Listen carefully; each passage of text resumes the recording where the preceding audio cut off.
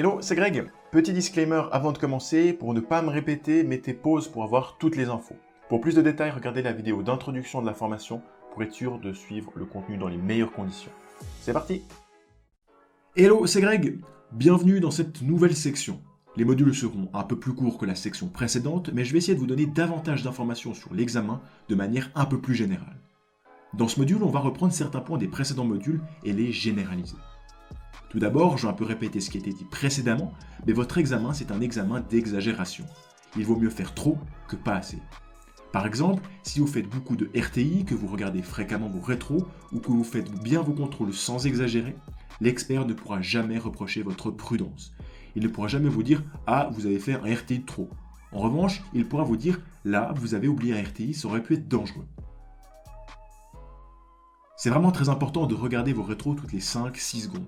Pour vous entraîner à regarder fréquemment vos rétros, vous pouvez vous entraîner au jeu des couleurs. Demandez à votre moniteur ou passager de vous interroger sur la couleur de la voiture qui vous suit. Vous devriez être capable en permanence de répondre correctement. Ensuite, soyez conscient que votre préparation ne sera pas linéaire. C'est normal si parfois vous avez l'impression de stagner ou même parfois de régresser. Cela peut être dû à la fatigue, à une période un peu plus agitée, le fait de connaître votre date d'examen, etc.